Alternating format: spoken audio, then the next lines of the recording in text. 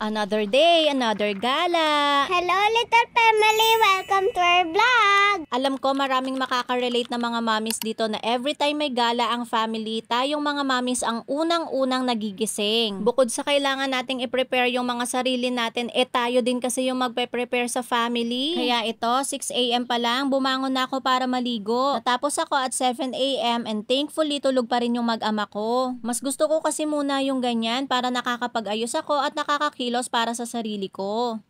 So get ready with me na naman nga ang peg natin ngayon, pero alam nyo naman na hindi talaga ako marunong mag-makeup. As someone na bago pa lang din sa mga skincare, wala pa talaga akong fix na ginagamit or routine. And sa ngayon nga, itong YOU muna ang ginagamit ko. So far, okay naman siya, mild lang, kaya lang parang hindi niya nape-prevent yung breakout ko eh. Sa toner, hindi nga ako masyadong satisfied dahil nagkaka-pimples pa rin ako. Pero yung sunscreen niya, gustong gusto ko. Actually, yung color blue niyan, mas nauna kong i-try and feeling ko mas hiyang ako doon. Pero maganda rin to kasi para siyang sun serum. So after toner and sunscreen, diretso agad akong mag-foundation. Hindi ko alam kung tama yung ginagawa ko guys, kaya wag nyo masyadong gayahin ha. Dati kasi BB cream lang talaga yung ginagamit ko doon and okay na ako doon, pero nag-try ako mag-foundation, hindi masyadong maganda sa akin pero kailangan kong ubusin kasi sayang naman, 'di ba? After that, nag-eyeshadow naman ako. Isa sa mga ayaw ko pag nagme-makeup is napaka-sensitive ng eyes ko. Pag nilalagyan or kinukuskusan ko siya ng kung ano-ano, talagang nababahing ako.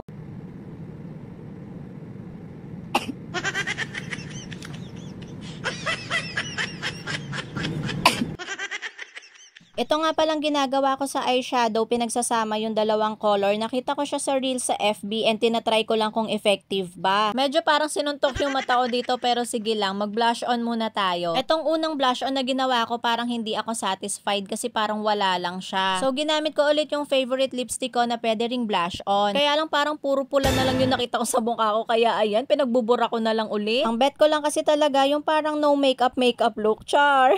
No makeup look pa, hindi nga marunong mag-makeup. So, ito na nga yung final look natin sa makeup, pero habang nagbo-blower ako ng hair, nagising si Lia. As usual, pending na ulit ang pag-aasikaso sa sarili, uunahin na muna ang Lia. Fast forward, naliguan ko na si Lia, nabihisa, nakapag-plansya na rin ako ng mga susuotin namin, at ito na nga ang naging itsura ko pagkatapos. O diba, hindi pa nakakaalis, Hagardo Versosa na. So, ayan, balik ulit tayo sa akin dahil okay na yung mag-ama ko, naka-ready na sila. Ako na naman ang nahuli at naiwan. O diba, naunang bumangon pero last pa rin talaga tayo sa mag-aayos. So inuna ko na nga munang mag-accessories dahil alam ko naman na yung susuotin ko. Itong wedding ring nga namin, maluwag na talaga siya sa akin, kaya tuwing umaalis lang or may okasyon ko siya sinusuot. Tapos pinanglala ko yung engagement ring para hindi siya malaglag. Itong mga accessories ko na to, ito lang talaga yung sinusuot ko for how many years na every time na umaalis kami or any other occasions. Ito nga ang gold watch ko from Tomato, 1,000 plus lang to pero mas matanda pa to kaysa kay Lia. So here's the look and time to dress up na. Finally, masusuot ko na nga tong long dress ko na talagang ang tagal kong pinag-isipan kung papaputulan ko ba or hindi. Super haba niya kasi talaga sa akin, tingnan nyo, diba? Lampas hanggang paa. For beach outfit ko kasi dapat to, pero hindi naman kami nagbe-beach, kaya why not suotin na lang kahit saan. And dahil nga for beach outfit dapat siya medyo mababa yung sa neckline niya, kaya gagawa na lang natin ng paraan. If na-remember niyo yung brooch na ginamit ko sa gown ni Lia before, ito siya. Super nice niya kasi para lang din siyang design ng damit and hindi ka rin matutusok dahil meron siyang lock sa likod. O diba, hindi na halata, ang cute pa compared sa mga ordinary pins. Dito na tayo sa reason kung bakit ko masusuot tong long dress ko. Thank you talaga sa sandals na to sa pahiram niyang tangkad dahil masusuot ko na yung mga long dress na hindi ko masuot before. So ayan, saktong-sakto na yung lapat ng dress at hindi ko na siya maaapakan. Final touch is our bag and we're ready to go. See you on the next vlog. Bye!